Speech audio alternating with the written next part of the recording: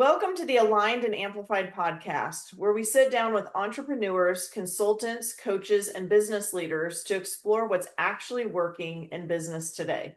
Each episode, it pulls back the curtain on the strategies, lessons, challenges, and breakthroughs that shape successful businesses, helping you gain insights you can apply to your own journey. I'm your host, Jaime Ellithorpe, founder of 540 Strategies.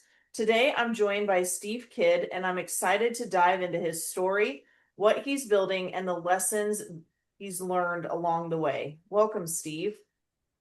Hi, Jamie. Glad to be here with you.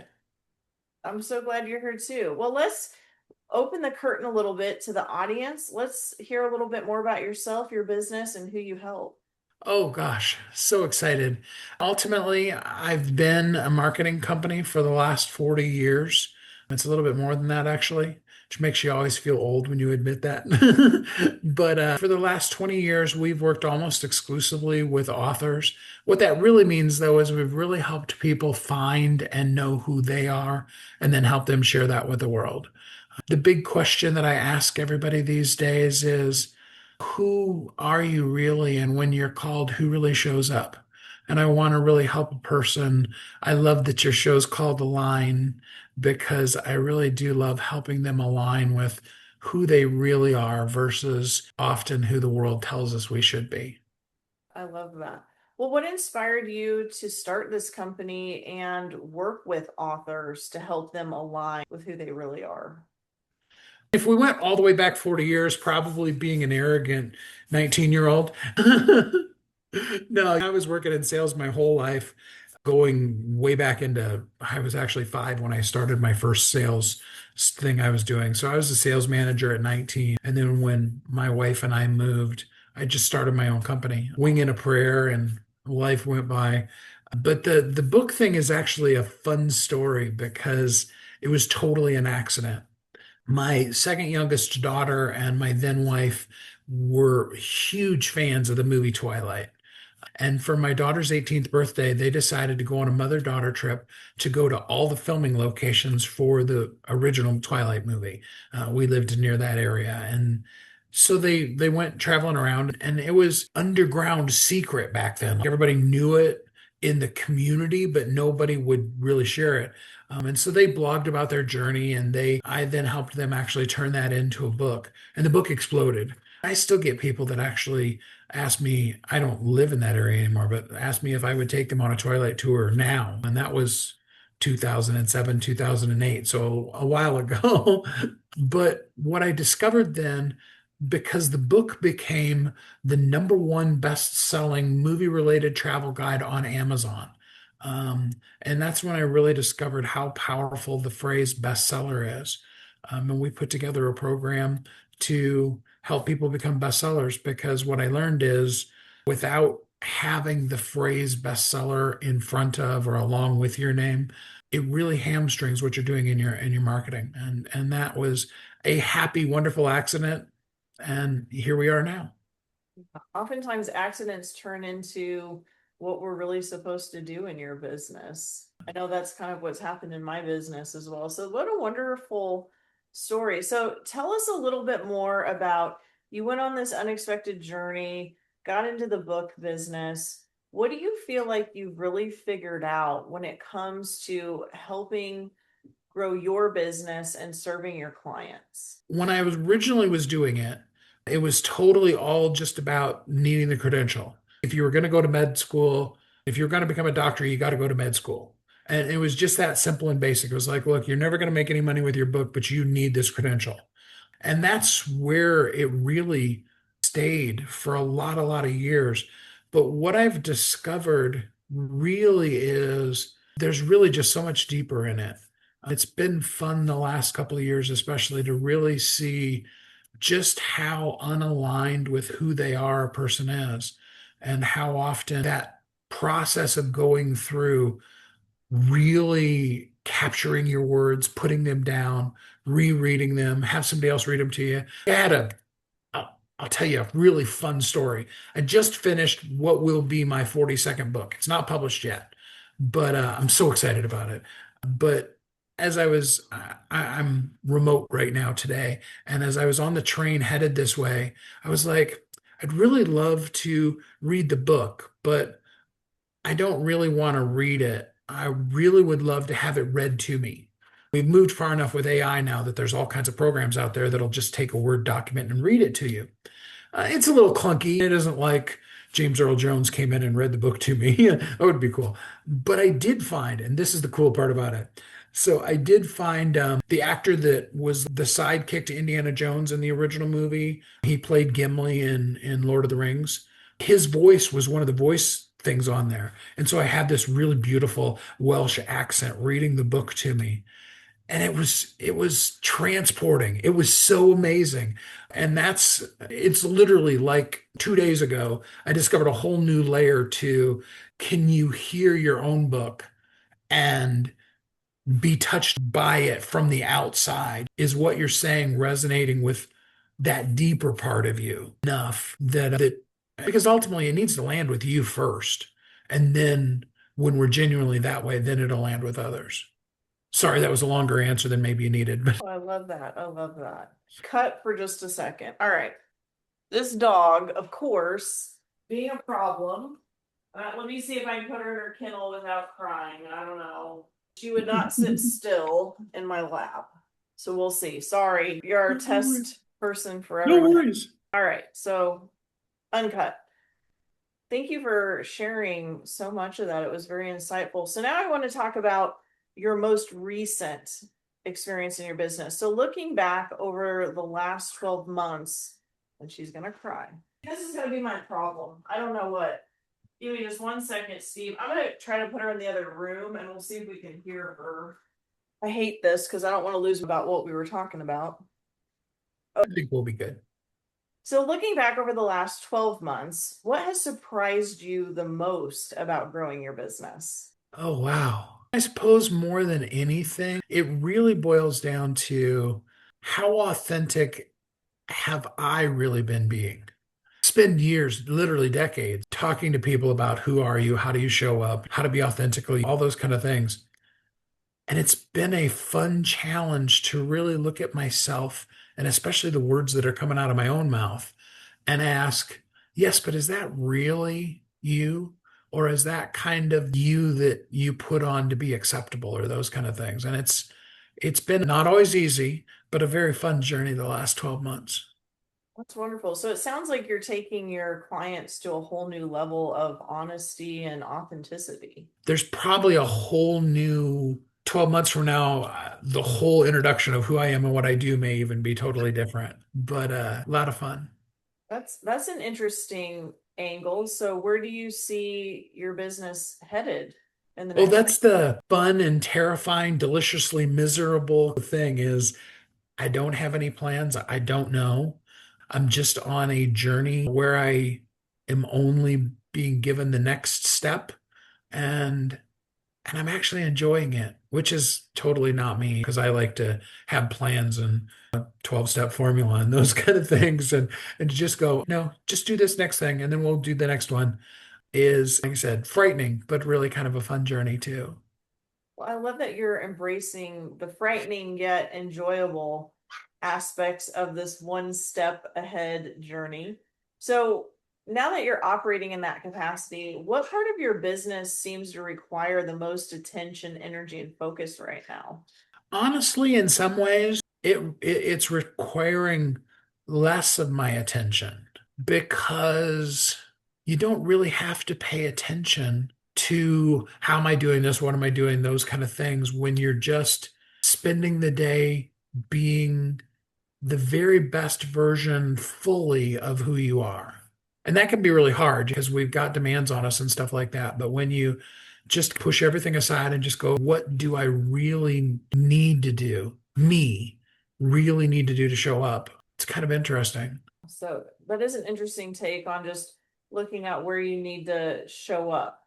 So, I know you feel like you're being led maybe just by the next step, but I would be curious to hear more about where would you like this to head over the next 3 to 5 years in your business? If I get my wish, I would love to be back out on the road. I would love to be traveling maybe even as much as 300 days out of the year, totally gone from my house. I'm in a situation where I can live that life right now and love to go to even new countries and things like that. And I'm old enough now that I wouldn't want to do 250 speaking gigs back to back where you're sleeping on the bus and you wake up the next morning and you're at the next event. Been in that life when I was in the music industry, but don't really want to go back to it. So I would be a more casual version of travel. But if I get to choose, that's what I'd love to do is just be on stage and in person with people, small groups, one-on-one, giant rooms, all that stuff. That if I get to pick, that's what I get. That's what I would pick. That sounds really exciting and a lot of fun too. Get to meet a lot of different people, go to a lot of different places. Well, and plus I get to touch people's lives and really, really help them have that breakthrough. And there's nothing cooler than when a light bulb comes on for somebody. I finally see it. That's really cool. It's very impactful and very empowering. So let me ask you this, what feels the most uncertain right now as you're being led? The most uncertain, and this has been true for almost 2 years now, really does have to do with money. There's some cool things happening in the backgrounds that look really promising, but they're not close enough that I would write a check on any of them yet. And that's a whole different new level of trust that I'm being challenged to live through. Because I'd really rather just have a whole bunch of money in the bank account after you buy the next travel ticket versus spending what feels like your last time to be able to get to the next place you're supposed to go. I can definitely see that. So you've talked about going around the world, all over, speaking, helping people, and you've also mentioned the money factor, which I think so many business owners feel like is maybe something that might be stopping them from going to the next level in their business. What do you feel like could bridge that gap from where you are today with maybe a little bit of uncertainty about money and yet being able to have that freedom to take your message and travel? There's two sides to that same coin. One big piece of it is not just knowing your worth, though that's really important, being willing to even when it does maybe even cost you a little bit initially financially, being willing to stand on who you are and what the value of that is. And I'm not saying that you can't bring on somebody, you can't even help somebody for free in a situation, but you need to understand the value of that time you're spending.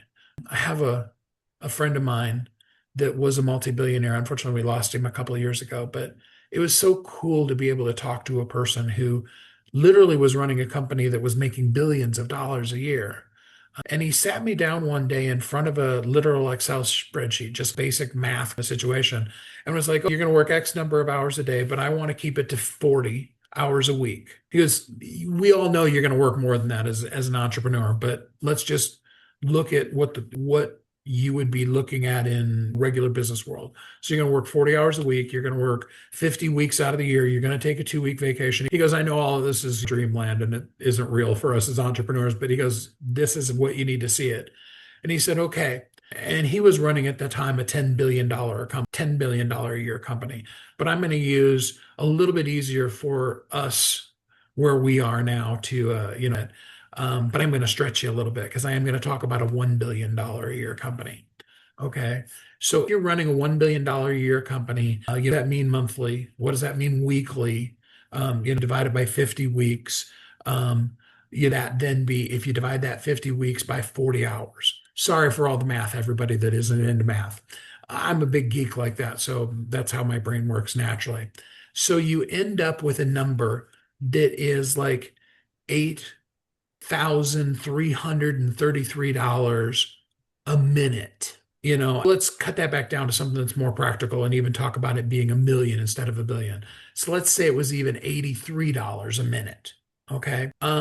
We offer to help somebody. We know what we can really value ourselves enough to be willing to give that, but also understand the value of what we're giving. It also puts a whole different way of looking at when somebody says, can you just talk for a minute? Or can you help me out for a minute? Really, especially when you look at that big number, like your number or something like that, it's like, I'm really willing to invest $8,000 into this person for free. Been that, did I answer that question for you in a way Yeah, that, that's an insight, Steve. Thank you for sharing that. I never even thought about time being measured in that way. So I have a feeling that the audience is definitely gonna take a minute and reflect upon that paradigm shift for sure. Now, I know one of the things about value is conveying the right messaging out into mm, the world about what we do and we deliver and how we can help people. So what are you hoping that your message, content, and visibility efforts are currently communicating to your audience? oh, I love this one. I'm so glad I get to share it. Um, my and I'm just going to preface this by saying, yes, I am a third generation minister, and yes, I do very much believe in Jesus. Um, I can word it in the universe and those kind of things, but I'm not going to go there. I'm going to be kind of blunt with it in this particular answer. My question is, when God calls you, who shows up? Is it the role that you feel like you have to answer with? Is it the title that you've earned or had given to you? Is what the world has told you is acceptable? Things that we change how we show things because somebody complained about it, or maybe even going all the way back to childhood, somebody told us we were too much or too loud or too this or too that. And so the really helping people look at, called who really shows up. Do you show up, or does some representative of who you aren't really shows up? And when we, and that's work because you have to really know, first of all, who you are. And you have to be willing to step into the different roles that we do have to play. Grandfather in my case, those different kind of things are roles that we, fulfill. Um, but none of those are the core of who we are. Those just, in essence, masks that we have to wear for the different masquerade ball that we happen to be going to at any particular moment. But can you wear that mask and be you in that place? So if you have to wear a suit and tie for a situation and you're totally not a suit and tie person, um, can you be respectful to that situation, but show up who you really are? So that's the heart and core of all of this new stuff.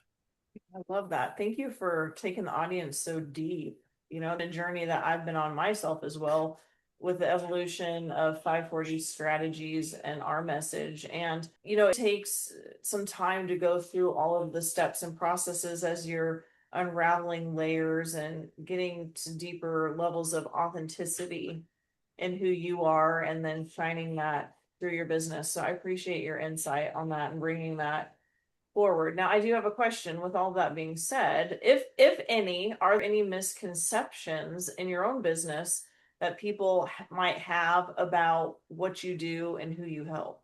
Yeah. And I've created all of them, which is the funny part about it. Spent years, I could probably even tell it to you from rote memory now, minister, international best-selling author of 41 books and counting, with over 5,000 people helping them, books bestsellers. And misconception is, book guy, or maybe even Steve's the marketing guy. And, yeah, that's, doing that kind of thing. And really, those are all misconceptions that I created. So I'll own that. But that's not really, and never really has been who I am. And it's sometimes actually hard and scary to admit that, but that's the truth. Thank you for sharing it here for sure. So I want to go one step deeper into your business. We've talked about the outer core, really, or the messaging and how you're conveying your business to the world. If somebody were to join your company today, what would you tell them is working really well right now? Hearing people, and them to hear themselves, which is fun and funny at the same time because I just talked about not being the book guy, although I still totally love am writing books of my own and always be helping people write their books. That's why I understand the almost magic behind the fact that I've always suggested people do their book via interview. Both, it's so much easier to just express who you are when you just kind of a person and tell them things and all the random stuff that comes out of your mouth, even things that don't have anything to do with it. But the other really powerful piece of that is when you then reflect it back to you. When a story developer takes it, arranges it a little bit, and says, we have so far, and here's some questions I'd really like you to think through. Um, yeah, Well, it sounds like you got that part of your business nailed down really well, and it's very effective for your clients. Going back to this new hypothetical employee, what would you tell them might still need a little bit of attention in your work or your business right now? I mean, than anything, be yourself. A couple of different ways to say this, and I'm thinking which one's best. I have a thing that I've told all of my people that I've ever worked with, contractors, somebody comes in for one project, or people that have been with me for years. We don't strive to be perfect because it's not possible anyway. What we strive to do is always be there for the people and let them know we are going to make mistakes because we're humans, and we'll be the first ones to own it and want to do whatever's necessary to fix it that we can possibly do. And I think taking that approach versus the either A, taking offense because somebody doesn't like what you did, or B, acting like, when we all know all the things that we're not perfect about, that real genuineness. And so I guess ultimately the one thing would be, you really, and how can you show up genuinely in every task given to you? Because the tasks are going to change, but you can't change because if you're changing for the different things, the different people, show up in one room, room, another way, people really actually do see that. And we think we're kidding them because we've fooled ourselves, but we're really not. That's great advice for clients in our audience. Now, speaking of advice, if you could go back in time, maybe not to 5-year-old Steve, but certainly the young adult Steve, based on everything that you've experienced in business, what is one piece of advice that you would give yourself if you could go back and enlighten an older version of you based on what you know today?